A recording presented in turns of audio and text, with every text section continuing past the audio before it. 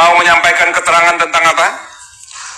Tentang keluarga saya, majelis. Silakan, bagaimana? Perkenalkan, saya Eva Meliani Bru Pasaribu, anak dari almarhum Riko Sempurna Pasaribu, yang merupakan korban pembunuhan berencana dalam pembakaran terhadap seluruh keluarga saya di Kabupaten Karo, Sumatera Utara. Tidak hanya ayah, ibu, adik dan anak saya juga ikut tewas dalam kejadian tersebut, yang dimana peristiwa tersebut kuat dugaan saya dikarenakan pemberitaan ayah saya selaku jurnalis. Dan sekarang majelis, saya tinggal sebatang kara. Itu ayahnya jurnalis apa dulu? Tribrata TV. Tribrata TV di Kabanjahe. Di Kabanjahe. Yang diberitakan itu tentang apa? Tentang ini nanti saya jelaskan. Oke, silakan. Majelis. Saya meyakini berdasarkan bukti-bukti dan pemeriksaan yang dilakukan oleh pihak kepolisian bahwa peristiwa ini terjadi karena ayah saya memberitakan bisnis judi yang diduga dibackingi oleh oknum TNI. Ayah saya secara berturut-turut memberitakan isu tersebut pada tanggal 21, 22, dan 23 Juni 2024, serta pada tanggal 26 Juni 2024, satu hari sebelum pembakaran terjadi. Dalam pemeriksaan dan bukti-bukti yang telah ditemukan, terungkap bahwa 1. Ayah saya didatangi oleh Koptu Herman Bukit yang meminta agar ayah saya menurunkan atau meng-take down berita terkait bisnis judi. 2. Ayah saya merasa terancam dan mengatakan akan meminta perlindungan ke Polda Sumut.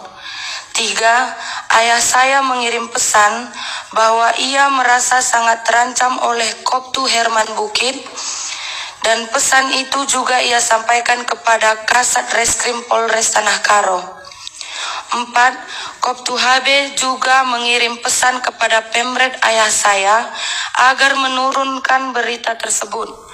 5. Dari hasil investigasi, ayah saya dihimbau untuk tidak pulang ke rumah karena alasan keamanan. 6. Bebas Ginting, seorang pengawas lokasi judi yang diberitakan, justru tidak memiliki masalah apapun dengan ayah saya, melainkan hubungan mereka sangatlah akrab. 7. Bebas Ginting pernah menelepon saya dan mengatakan bahwa adanya keterlibatan Koptu Herman Bukit tersebut.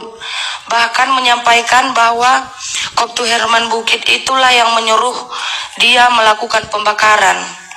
Ke-8, Bebas Ginting juga menyampaikan di persidangan bahwa ada pihak lain yang terlibat dan para eksekutor menerima uang 1 juta rupiah sebagai bonus karena telah melakukan pembakaran.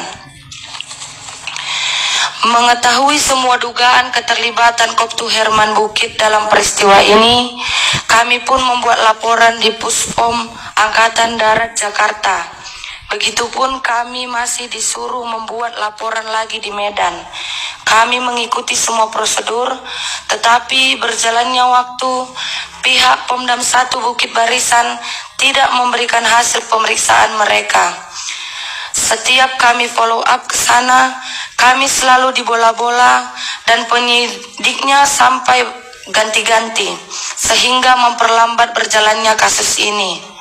Kami juga sudah advokasi di nasional, mendatangi Puspom Angkatan Darat di Jakarta, dan Wadansat Idik Puspom Angkatan Darat menyampaikan kepada kami kalau akan segera ditetapkan tersangka. Tetapi ketika kami kembali ke Medan, kami kembali dihadapkan kepada proses yang tidak jelas dan tidak transparan dari Pomdam 1 Bukit Barisan.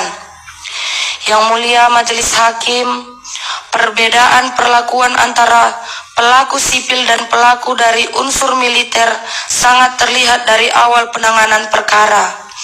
Para pelaku sipil ditangkap cepat, ditahan, diperiksa secara terbuka, dan proses persidangan berjalan dengan akses publik penuh. Sebaliknya, proses terhadap Koptu Herman Bukit tersebut berlangsung tertutup, minim informasi, dan tidak melibatkan mekanisme pengawasan yang memungkinkan keluarga korban atau masyarakat sipil melakukan pemantauan.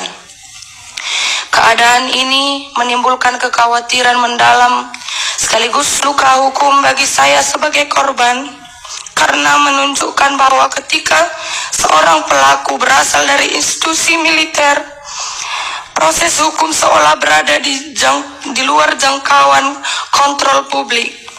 Berbeda dengan jika pelakunya seorang warga sipil. Dalam konteks ini, pemberitaan media secara konsisten menggarisbawahi bahwa ketertutupan peradilan militer dan kewenangan internal institusi TNI berpotensi membuat proses hukum terhadap anggotanya tidak akuntabel dan rawan melahirkan impunitas. Fakta bahwa Koptu Herman Bukit, meskipun telah disebut dalam banyak keterangan, bukti elektronik, serta kesaksian para pihak, masih tetap bertugas dan tidak diproses secara transparan. Bagi saya, merupakan bukti nyata terjadi ketimpangan perlakuan hukum. Ketimpangan ini tidak hanya merugikan keluarga korban, tetapi juga merusak kepercayaan publik terhadap sistem peradilan dan upaya negara dalam melindungi kebebasan pers. Yang Mulia Majelis Hakim, izinkan saya menutup keterangan ini dengan satu hal yang terus teringat dalam benak saya. Bagaimana ayah saya, seorang wartawan, berani mengungkap bisnis judi yang dibackingi oleh oknum TNI. Maka di persidangan ini saya pun berusaha berani meski rasa takut selalu menghantui. Betapa mendatangkan trauma bagi saya bahwa dengan bukti keterlibatan sebesar apapun, Koptu Herman Bukit masih bebas dan menjalankan tugasnya, digaji oleh negara, sementara para eksekutor lainnya sudah dijatuhi hukuman pidana seumur hidup. Saya memohon kepada Yang Mulia agar keadilan tidak padam seperti api yang telah merenggut nyawa keluarga saya. Saya memohon agar tidak ada lagi wartawan seperti ayah saya yang dibungkam, sementara aktor intelektual masih bebas karena berseragam.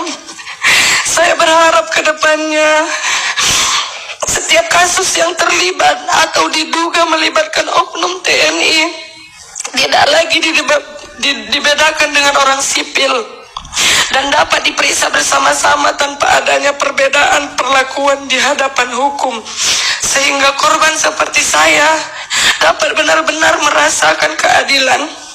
Karena ini adalah harapan terakhir saya, Yang Mulia. Saya sangat-sangat bermohon kepada Yang Mulia Majelis Hakim sekalian agar dapat mempertimbangkan permohonan saya, anak sebatang kara ini, dalam mencari keadilan di dunia yang hanya sementara ini. Demikian keterangan saya.